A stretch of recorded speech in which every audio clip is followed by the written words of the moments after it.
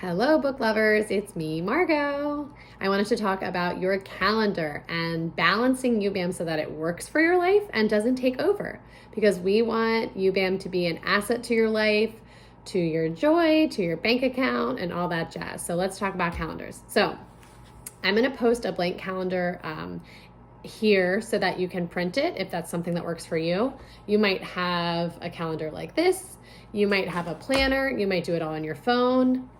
You do whatever works for you, but I'm just going to show you kind of what it would look like on a blank calendar so that you can get a feel for it.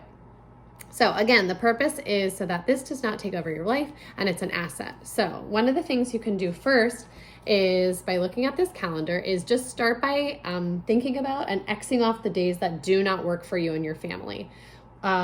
Whether it's because you do date nights or you have a friend night or you have some fun activity or something for your family or work, whatever it is, just X out those days. You can do this in a color-coded way so that you can get a feel for what your schedule would look like. So if you have markers or pens or something, you can do that. A reminder too that, there's no exact science to this, but we're often finding that Friday and Saturday night parties are least attended, I think because a lot of people are spending time with their family, but really that Sunday through Thursday are the best nights to party. We do sometimes see that Thursday tends to be potentially the best night, but again, there's no real hard data. So if you're thinking Sunday to Thursday, you should be set to go. If somebody wants to do a Friday and Saturday and that does work for your schedule, definitely taking the time to really help them through that COSIS coaching process and telling them specifically that them putting in the effort to reach out and get their party goers excited is definitely beneficial. So you've X'd out all your days. So I don't work on Friday and Saturday nights. Oh, I have a friend dinner here. Oh, my friend's coming into town here. Oh, Harlow has a ballet recital here, whatever it is. You X it all out. Then, I'm sure you predicted, you can pop another marker if you want. Then you're going to circle the days that do work for you, and your family. And thinking about this ahead of time is helpful because then when you've circled those days, okay, maybe I work only on Thursdays and Mondays. Or maybe this week I can work Thursdays and Mondays, but it's wacky next week, so I circle it then. You are circling that because then when you are in a party or you're chatting with a friend or messaging with a customer that just bought a book and you're talking about what days you might offer to them, you have those days ready. Let's say you partied with somebody on Monday, November 2nd.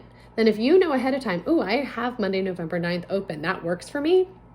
You want to schedule those parties as close to when you just had your party or that conversation you're having with that person as possible, because it gives your business that momentum. Because if they don't party until the 30th, what are you doing those next 3 weeks? It might give you that lull, unless that's something that you want and that works for you that month.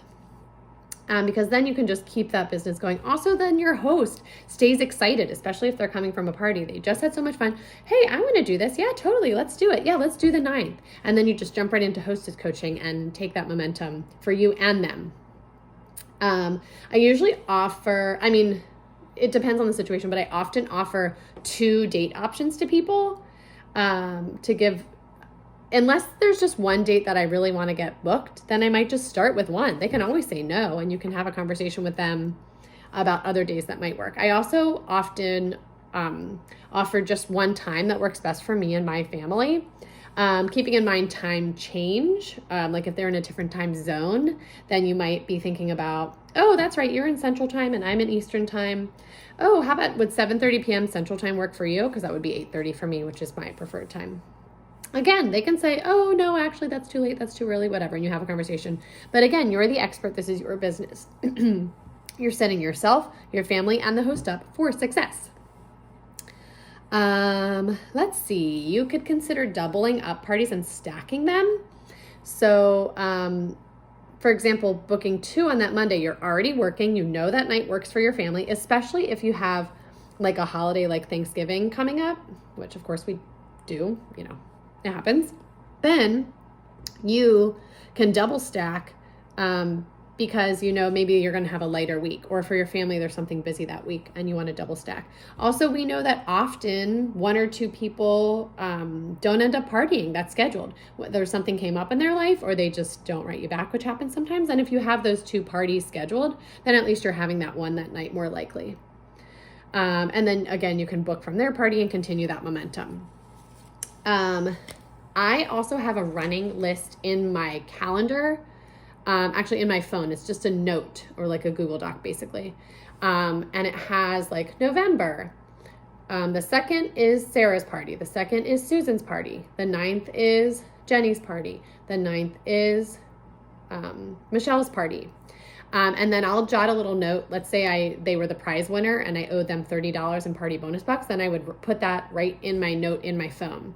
And I would put the time in there, because now that I've been with the business for a while, I look back at prior years and say, hey, you hosted a party last summer. That was so fun. I would love to help your kiddos get books again. Would either of these 2 dates work for you? So that's something that I find that's really helpful. Also, when you're scheduling things, scheduling them right at the beginning of the month is great, because then again, it gives you that momentum, especially when you want to earn that HOC extra money. A reminder, when you sell, every month that you sell $1,000, instead of getting 25% commission as a consultant, you get 29%. That's another 4% of commission just for hitting that $1,000 sales. Plus you get the shout out. So fun.